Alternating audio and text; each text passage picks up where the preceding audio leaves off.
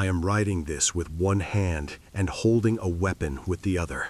I do not know how much time I have, but before that thing arrives here, I need to record everything. Every detail, every date, everything that I saw and that I never should have seen. Because if someone finds this notebook, this person will need to know what is out there, outside. I call myself Henry Carter. I am a private detective for 11 years. I have already investigated unfaithful husbands, dishonest employees, frauds, cases that the police did not want to touch, cases that no family managed to close, cases that ended badly in ways that I prefer not to write here. I am not the type of man who enters in panic. I learned early that panic kills faster than any real threat. But I never, in 11 years of work, came across something like this. I will write everything in order, from the beginning, with date and time where I have, because this here is not only my report, this here is evidence. Day 3 of October. A woman entered in my office at 2 in the afternoon without having scheduled time, introduced herself as Mara, did not give last name, sat in the chair on the other side of the table and stayed looking at me for a time before opening the mouth, as if she was deciding if she could trust in me. When she spoke, she was direct. I live in a building where people are disappearing in the region, and I think that I know who is doing this. I had already heard about the disappearances. Everyone in the region had heard. In 6 months, 11 people had disappeared without leaving trace. No body found. No concrete clue. The police had some theories, none conclusive. The local newspapers were exaggerating, as they always do, and the families were desperate, as they always get. I asked Mara who she thought that was the responsible. She said, "A woman who lives in the apartment 307 of my building. She is called Elena. At least it is what is written in the intercom." I asked what she knew about this Elena. Mara breathed deep before speaking, like someone who knows that will seem crazy, but will speak anyway. "She lives there for 8 months. In all this time, I never saw her buy food, never saw her throw trash outside, never saw her with anyone. There is no noise coming from her apartment, but every morning at 5:42, the light turns on for exactly 4 minutes, every day, without failing one time." I asked how she knew the time with so much precision. She said that she could not sleep right anymore since the disappearances started, that she stayed awake at dawn looking to the building in front through the window of her bedroom, that her building and the 307 had windows that faced each other. "And there is more," she said. 2 of the 11 who disappeared lived in the same building as her, one on the 2nd floor, one on the 4th. It was not reported like that because the people did not know each other. The newspapers did not connect, but I know who lived there. I asked if she had gone to the police. She hesitated before answering. "Already." Made a short pause. "But they do not take me seriously." I asked why. She looked away. "I already had problems with them before. Nothing serious, but enough for them to think that I exaggerate." She looked at me again. "But this here is not exaggeration." I believed her. Not because the story was easy to swallow, but because there is a way that people lie, and there is a way that they are truly afraid. Mara was not lying. She was afraid, and this fear was real enough to have taken her sleep for months. So I asked her to continue. "No one remembers right her face," she said, lower this time. "I know that it seems impossible, but it is true. I see her, but after I look away, I cannot remember how she is. It is as if her face does not stay recorded." I did not know what to say about that. I wrote it anyway. She placed an envelope on my table before I asked. Inside there were 6 grainy photos taken from far. Elena leaving at dawn. Elena returning before sunrise. Always alone. always with that expression that I only managed to describe after I saw personally, none.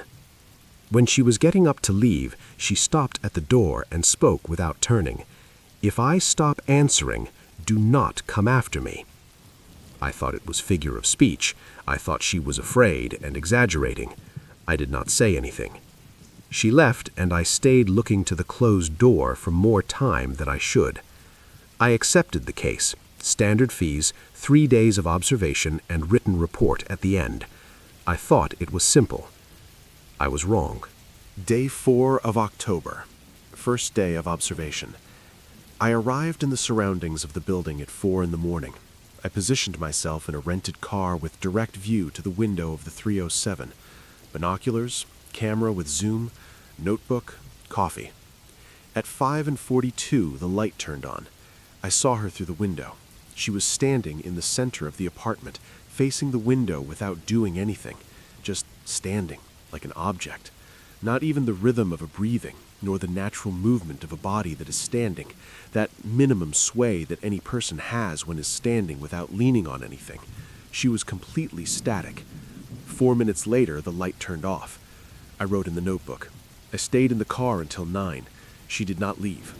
I went up to the building with a prepared excuse, knocked on the door of the 307 saying that I was a satisfaction survey of an internet company. Total silence on the other side. I knocked again. Nothing. I left. I came back at 3 in the afternoon. I stayed until midnight. She did not leave. Day 5 of October, second day. I talked with the doorman of the building. I introduced myself as old friend of Elena. He spoke more than I expected. Elena had arrived 8 months before, paid 6 months of rent in advance in cash, recommendation letter of a real estate agency that he had not verified because the money was in front of him. She had never asked anything to the condominium, never had complained about anything, did not receive visits, did not receive correspondence. "She leaves sometimes," he said. "At dawn. I see in the record of the electronic gate, around 2, 3 in the morning, returns before sunrise." That night, I stayed waiting in the car. At 2:19, the gate opened and she left. I followed her on foot. She walked fast, but not like someone in a hurry. It was a completely regular, mechanical rhythm that did not vary at any moment. She crossed the street without looking to the sides. A car braked, honked. She did not react. Not the smallest sign of fright, nor a variation in the step. I followed for 7 blocks until she entered in an alley. I hesitated. I entered behind her. The alley was empty. There was no exit. There was no door. There was no low window. She had simply stopped being there. For a second, I had the impression that the alley was different, as if the space was not the same as before. But I left trying to assemble an explanation. None fitted, and that was what bothered me the most, because I always find one. Day 6 of October, third day. I went up to the 3rd floor early in the morning. I stayed in the corridor, pretending to move on the cell phone. At 11, the door of the 307 opened, and she left. It was the first time that I saw her from close.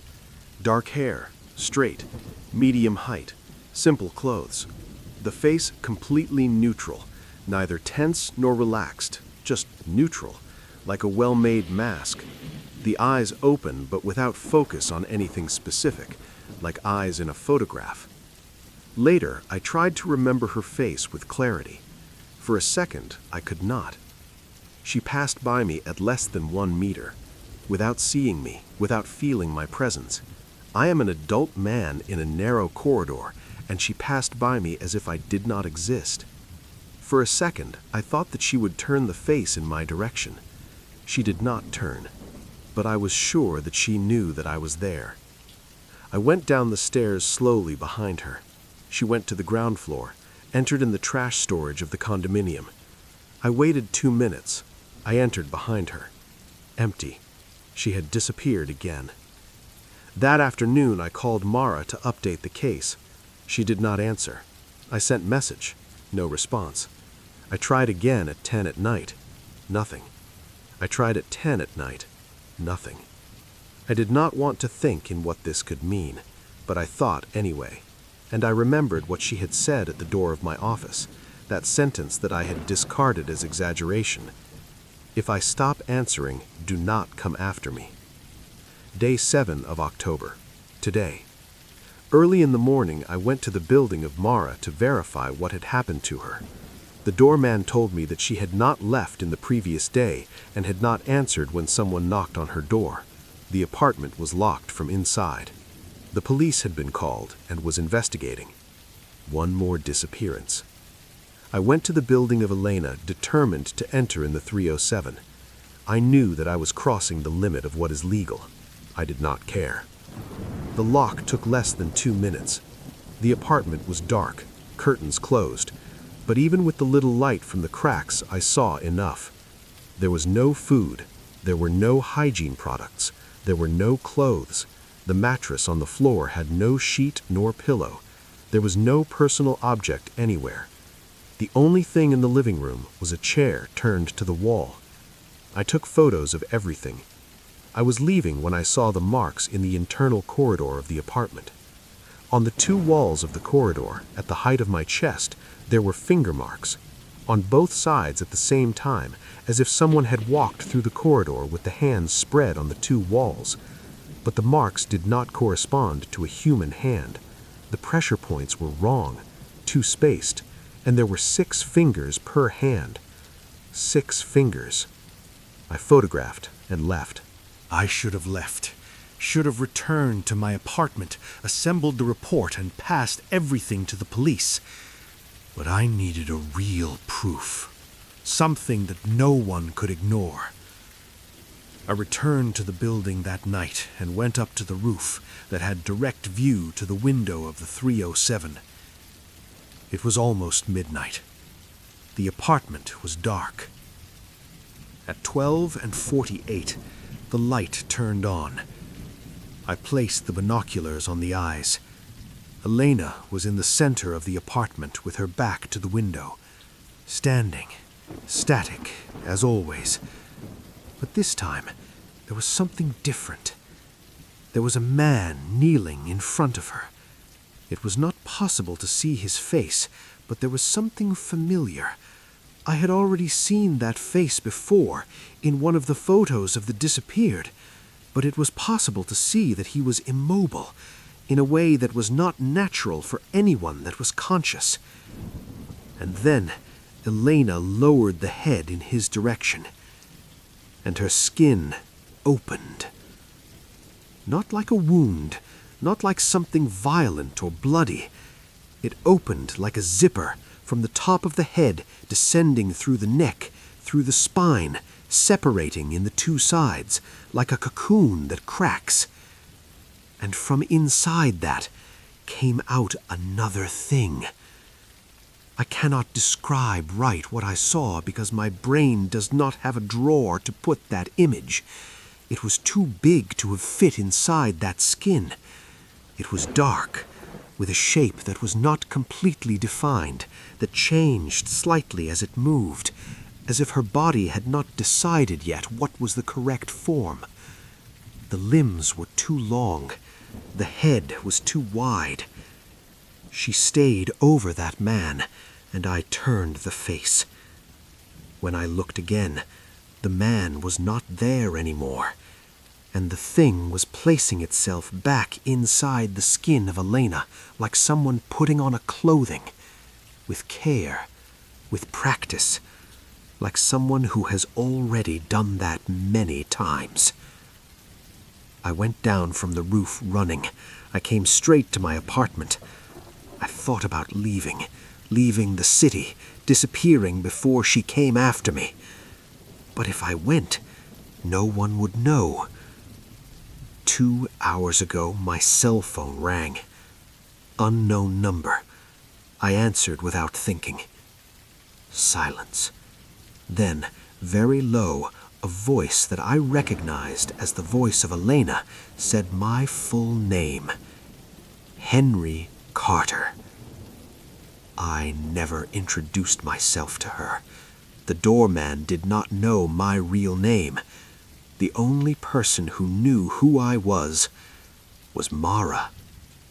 And Mara disappeared. It is 11 at night now. I wrote everything here. Each date, each detail, each thing that I saw.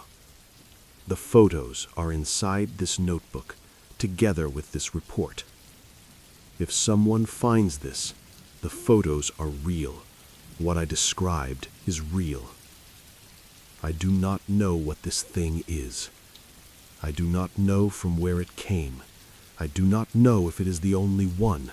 I do not know if there are more out there, using skin of people to blend in, leaving at dawn, returning before sunrise, with the light turning on early in the morning for exactly 4 minutes, while what is inside that skin does whatever it does in those 4 minutes. What I know is what I saw. And what I saw was a creature that learned to look human with a frightening precision, that feeds on people, that already devoured at least 11 in this region, maybe more, that discovered who I am before I discovered what she is. Mara tried to warn me. She knew of the risk from the beginning, told me not to go after her if she stopped answering. I did not take seriously. I should have taken. The notebook is closed now. The pen is on top of the table. The weapon in my hand, loaded, safety off. I looked at the clock. 05:42. And someone just knocked on my door. And I heard the voice of Mara.